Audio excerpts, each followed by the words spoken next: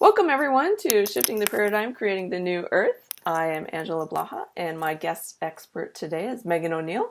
Welcome, O'Neill, or Megan, to the Telesummit. Thank you very much. Thanks for having me. Okay, so today we are talking about money beliefs and mindset and how they create your reality. But before we do that, Megan, will you tell us a little bit about yourself and what you do?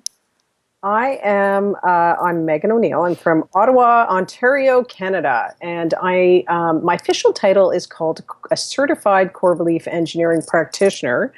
But in plain English, that means I am a belief specialist. So I look deeply at people's beliefs, and I help them really figure out how their beliefs are blocking them from solving a problem or getting out of a pattern, or along those lines. And I've been doing this for 14, 15 years now. And just to give you a little history, I got into this because I was having quite a few negative experiences at work. And I was misreactive with chip on my shoulder walking into the office. And I realized that I reminded myself and how I was reacting to how my father acted in his business. So I started to make connections and started to, have these light bulbs. And my boyfriend, who was my husband, who is now my husband, had introduced me to the idea of this thing called core belief engineering. I was very resistant at first and didn't think that I needed to do any work on myself. But then, as the universe would intervene to help us, I had a pamphlet come in the mail that there was a workshop, a core belief engineering workshop, that was happening that next weekend. So I took that as a sign, and I listened to it, and I decided to go to the workshop. And I discovered what I was meant to do in that workshop, and really talked to practitioners who, at the time, what they said to me was, do you have any girlfriends who are just wonderful, that you think are just the cat's meow, and they seem to be struggling in their relationship? So they keep going out with the same guy, same dog, same wolf, as I call them, in different sheep's clothing, right? And you can't make sense of it because you're like, this girl is fantastic, She's got such emotional intelligence and blah, blah, blah. And I said, yeah, I've got girlfriends like that. And they said, well, she has these outdated negative beliefs that she's running at a deeper level that are preventing her from finding the guy who's right for her. And I went, oh God, that makes a lot of sense. So I became really fascinated, really interested in what this could do. And then I signed up myself. I decided that I was going to do some work on myself, and that led me to my training. So that's how it all happened. And it helped me a lot. I've spent the last, 5 years really concentrated on romantic relationships, like with spouses and working with couples. And that was a natural way for me to go, because in my own relationship, when I had come in and I started to do work on myself, I realized I had a lot of trust issues with my husband, my boyfriend at the time. And I realized that those had a lot to do with my family and what had happened in my parents' marriage. And I decided that I needed to work on that, because really he didn't deserve all of the things that I was projecting on him. And I was conscious of that. And he had said to me, I don't know, like, I'm not the one who has this family. You're the one who has this family, and you have the trust issues. Yeah. So that was really the big leap that I made in terms of working on myself. And then, when I solved those trust issues through core belief engineering, I really saw the power of what it could do. And so that's how I ended up, leaving my career and really going into what they deem, what they call complementary medicine. Before, people were doing that. It was considered to be kooky. And Yay. yeah, and it was always this long, what do you do? And I almost dreaded that, what do you do at a cocktail party? And people were a little like, this is interesting, was always the word they used. So this was sort of before the whole Oprah New Age thing. If you remember back in I think it was the early 90s, and Gary Zukav and all of the new, I think it was, I can't remember what she called her, New Age Summit or something like that. And so it was really interesting. It was a time where not many people understood the concept or the power of beliefs like we do. I think we have a much better understanding today. Right. I would agree with that. I think, thank goodness the times are shifting. Yeah, exactly. Yeah. So today we're talking about money beliefs and mindset and how those create your reality. So which is this is a big topic, especially in our world today, where banking systems and financial systems are sort of questionable. Yeah, And yeah. so how do what are the first things that you do with clients that come in or people that, that you talk to about money and how their core beliefs are traditional? Yeah. Well, most of the people who work with me, Angela, I find are very self aware, to be honest, who even knock on my door. They make the connection between their beliefs. That word resonates with them, first of all. And, beliefs, the word beliefs can be seen in a lot of different vocabulary. You might say, my philosophy on money is this. My feeling about money, because beliefs precede your feelings. They come first Right. because you have a belief and then you have a feeling. What I'm trying to do initially with my clients is I am trying to actually just make them aware of what their money beliefs are. So I'm often asking them to sit down and find out in what areas do they feel usually negative emotion about money. Where might they feel discomfort around money? Where do they feel reactive? Right. Do they see someone on the television screen, someone who is wealthy, for example, and do they feel envy? Or do they feel jealousy? Do they feel contempt? Are they judgmental? And if you just look at any of the wealthy people, like, I'm not going to, I used to say Trump in the old days, but I won't say that anymore. But someone who's well known for being wealthy. Right. And do you automatically think when you win the lottery, oh, I don't know what I do with that? Oh, or do you have a negative reaction, as opposed to really feeling comfort at the idea of winning the Right. lottery? So yeah, the money is a loaded word. It has so many different connotations to it. And I think a lot of times there's a lot of negative connotation. And depending on, I don't really personally know that many people who grew up with a great money legacy in terms of beliefs, meaning that who were taught really healthy beliefs about money. I search for those people because I think Right. we can learn from them. Right. But just to give you a personal example, in my family, my grandparents went through the Depression. And so when I was growing up in the living room, when my grandparents came over for Sunday night dinner, I heard a lot about the Depression and a lot about scarcity and I felt a lot of worry from them. In reality, they had a lot of money, but you would never know it because they never spent any money because you don't know in their minds when the end is going to come and when it's going to come and get you.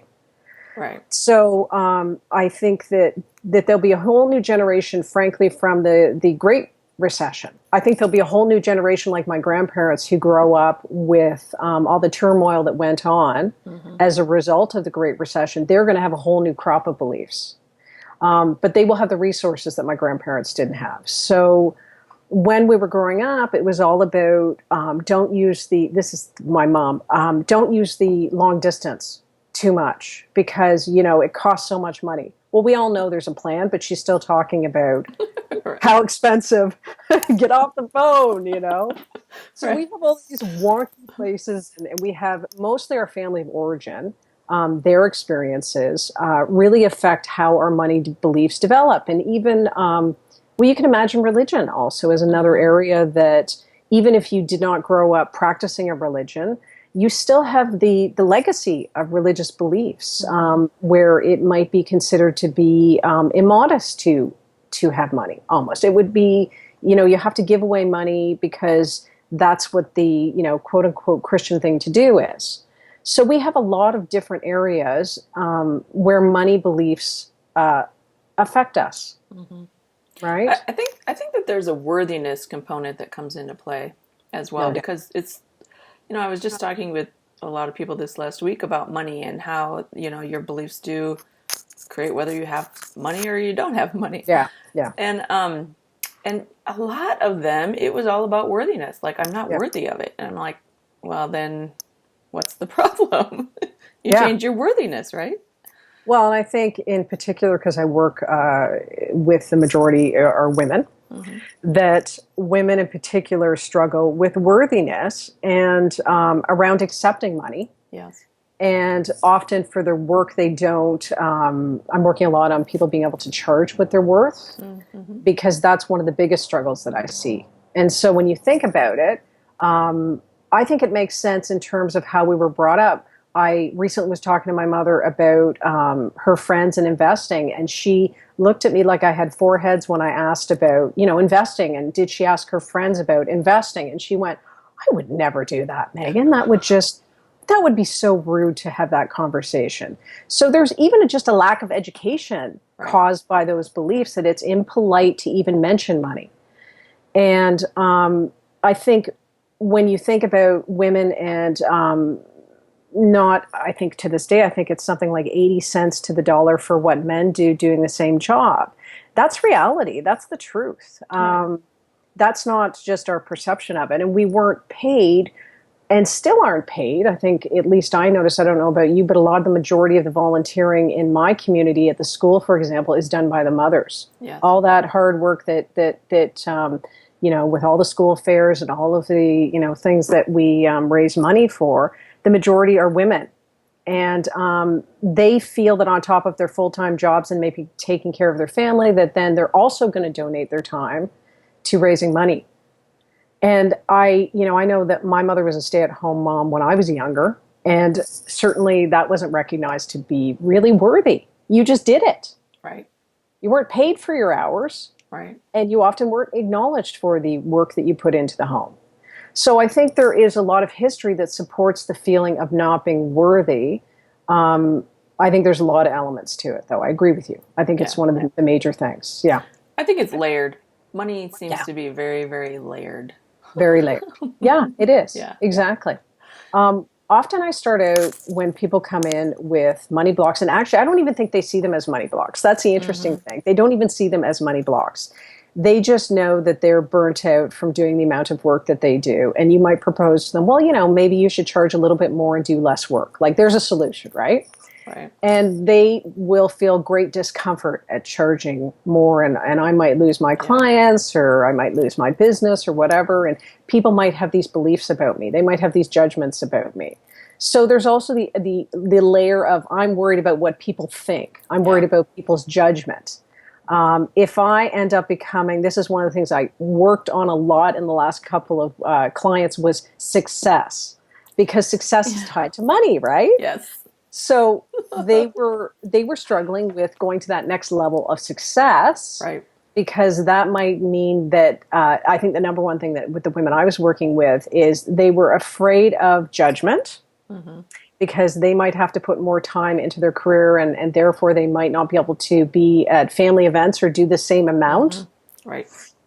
And so they were worried about failing their kids or failing their family, or people judging them that they are like, I always compare it to, did you ever see Devil Wears Prada? Did you ever see that movie with Miranda Priestley? Well, she was this terrible executive woman who was like this cold and calculating editor of Vogue, kind of like Anna Wintour. And everybody has these pictures in their head, right, of what it means if you end up getting more success and therefore more money. And people will see you as money grubbing and just obsessed with money and all this old stuff, right? Right. Right. That a lot of the images that created, a lot of the stories that created our beliefs from the movies were not good portrayals, Right. not And, great role models, right? and they're certainly not accurate as reality is No, today. Right? Because exactly. there's a lot of women who are in power and who have great money mindsets. Right. And Does at the bottom of it is they understand that they needed to work on their worthiness, as you have already pointed out. Right. Yeah. At the bottom of it is worthiness. And I think when I look at worthiness and the way that core belief engineering approaches the mind, is that we see it as almost like, you could look at it like it's a pie with all these different slices, and each slice represents a part of yourself. So I have my CBE part, I have my friend part, I have my wife part, I have my mother part, I have all these different parts of myself that come in and out of my consciousness. And those different parts have different beliefs about money. So a person might not, so there might be what I call your conscious mind, which represents your present day wisdom. Your present day wisdom, what you know, what you've learned, that goes, no, I'm really good with making money. I feel really, really excellent about it. But there might be this piece of you or this part of you that's subconscious that might be like, I don't know, receiving money. I mean, isn't that, I'm supposed to be here to help people. I don't need really money. I mean, I feel like that would, make me a bad person to accept money when I'm helping someone. Whereas I feel like males, I feel like guys, they're not brought up with the same beliefs in many areas. Right. They have an expectation, and once again, there's a word for beliefs, expectations. Mm-hmm. They have this expectation that, you know what, of course I'm going to be paid for my work. I saw my dad being paid for my work. I saw all these men, and they wouldn't even think about going to work unless they were paid. And I think that's where the origin is. Mm-hmm. And then these parts develop, and they're subconscious, and they do not develop at the same rate as your conscious mind. And that's why there is the conflict often. And so I work on that conflict with people. So how do we, in creating the new earth, right, which is all about the paradigm shift and shifting, consciousness basically into something that's more serving for us, how do you do that? Where do you start, and what are some of the steps maybe that can bring us into full consciousness as just human beings and based around money? Well, I think the first step is to recognize, where do you feel discomfort around money? Where is it affecting your life? Trying to highlight where it's affecting you. I know that for me, how I started to connect with working on my money stuff, because I started working on it about a year and a half. And how it was happening for me was that I noticed that I was feeling anxiety that didn't represent the rest of my life. And so I started to go, why am I? And it was because I was having a low time. And I was starting to panic, and I was becoming reactive. And I know that when I'm in that state and there is this imbalance, that I need to look at that. So I started to go, okay, so what's going on within me? What is it within me that is fearful right now? And I started to really focus in on the parts of me that were running a lot of the fears. And so that's really the first step, to try and see, what are the fears, what are the feelings, what are the beliefs. Mm-hmm. And often just doing that exercise, I don't think it works. It's a beginning step, okay? Let's put it this way, Angela. But I think that's effective in starting to get people aware of what their money beliefs are.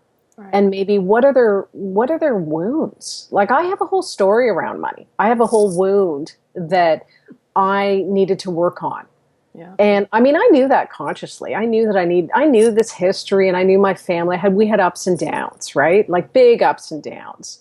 And that's why I can relate to the Great Recession in many ways, because in my childhood was a bit like the Great Recession, where you went up and down, and it was dramatic.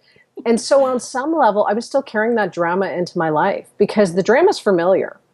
Like, that way to live with the scarcity, and then, and being worried about when this is coming in, that was how I grew up. Mm-hmm. That didn't mean that was my reality now, but it was like, why is a woman, why is she attracted to that dead man? Why is she that wolf? Well, most likely she grew up with that in her family somehow. Somehow there's someone in her family that feels like the comfort zone.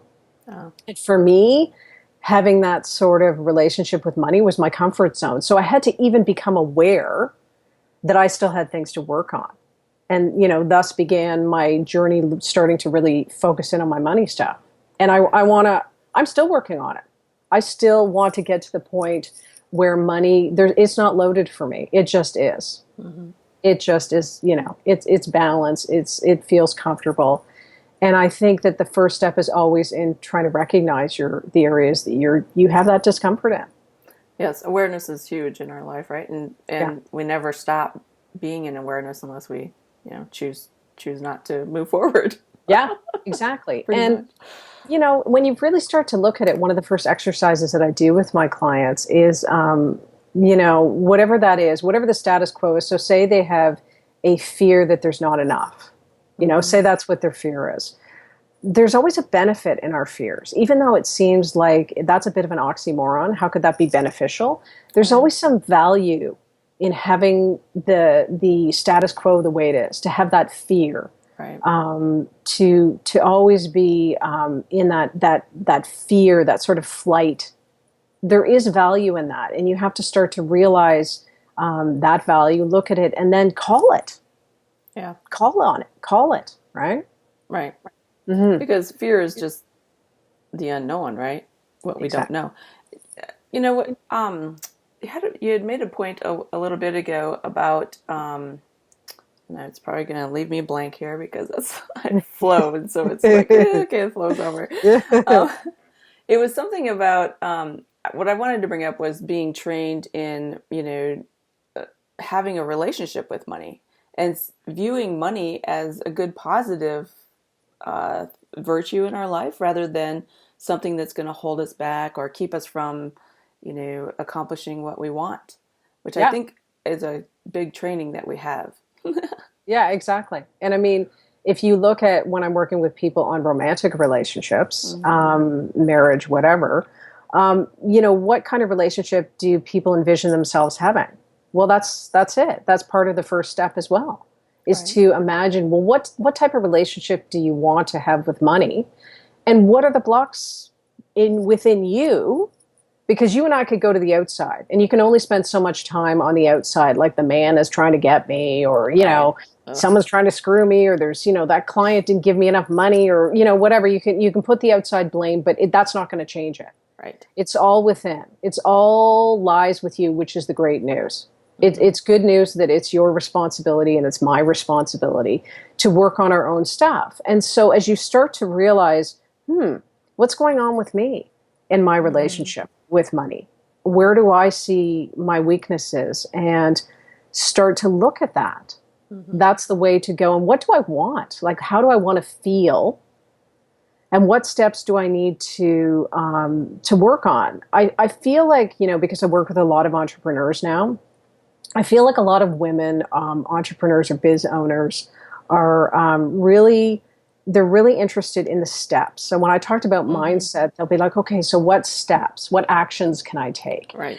And I feel like that's the wrong way to start. I feel like the Mm-hmm. first thing is to really figure out what's going on within you. What's going on mentally, emotionally, what's going on? I mean, I think spiritual is above everything. I think your spiritual is always going on no matter what, Right. right? It's like the Right. umbrella over us. So Right. that's why I don't say spiritually. And I think that entrepreneurs or anybody needs to really start to look at what's going on within them and their belief system and emotionally Mm-hmm. that might be blocking them from a great relationship with money, because it will not be an outside source that will do it for you, Right. right? I totally agree. Yeah. Yeah. And you could get the best money management program. Mm-hmm. You could do this A, B, and C as your action, but if you don't have your belief system in line with what you want, then you most likely are going to sabotage it, because you might think, okay, well, I've paid off this debt or I've saved this much money. And then if there's a part of you subconsciously working that doesn't feel comfortable with having that much money in the bank, Mm-hmm. like, I don't know if I really, I don't, that's for people who are rich. They're the ones who have that kind of money in the bank. If you don't look at those feelings and those beliefs, then there's a part of you that will come up and probably sabotage it. And even in an energetic way, even if you don't like put any action towards sabotaging it, Mm-hmm. you might manifest some big bill to come in from, I don't know, your college days. All of a sudden you're like, I don't even remember taking this credit card out, you know? Right. And so the universe meets you halfway, and there are sabotaging, or in my case, I might get that client who is the one who's the really difficult one, and questions my prices and and wants to go to task. And then I take that as a sign. Okay, what is it within me that is attracting this person into my life, Mm-hmm. and what do I need to work on so that I have a different client, right? Right. Right. So the money relationship or belief systems can go both ways, right? Like you'd never have enough, which is the lack paradigm. Yep. Yep. And then what if I have too much? Right. What do I do with that? Right. Right. Yes. Well, look at all the $1 million winners, right? They Yeah, said there's. I've read somewhere that the average is 4 years before all of it is it's gone. gone. Right. So you just Yeah. want to say to all those winners, go and work on this Yeah. before you even take the check. I know. And you can see that, right? Because Right. that is such a shift in your reality. Yes. When someone has asked me that question, I've sat down and thought about it. And my first answer was, how would it change my relationships with my friends? So there's the fear. There The you go. fear was Yeah. is that, will I be able to hang out with them? Will they, be resentful of me? Mm-hmm. Will I be paying for everything? And then that will set up, so all these different beliefs that came up, Mm-hmm. that if you have those fears, well, no, there's no lottery winning for me. There is no lottery winning, because Right. if that's what's in your way, then you're going to block that from coming into your life. Right. So basically, sitting down, looking at all of your belief systems, no matter if it's just about money, maybe it's about, friendships, maybe sometimes it could be family history, Absolutely. sometimes Your it's family history is number one. job, yeah, Job. Oh worthiness yeah. components. Yep. Yep. Absolutely. I Yeah. mean, where are the areas that you're wounded in? Mm-hmm. So, often that goes back to childhood. And even if you had a secure childhood with money, Mm-hmm. I'm just thinking of a client I worked with who had a very secure childhood. Father was I think, an accountant. So everything was really, everything was great in terms of always having that money in the bank. Mm-hmm. But where her challenge was is that because of the accountant father, he had huge beliefs about spending money. Mm. So she might have the money, but there was not like a chance in hell that she was going to be able to spend it comfortably. It was always a struggle Right.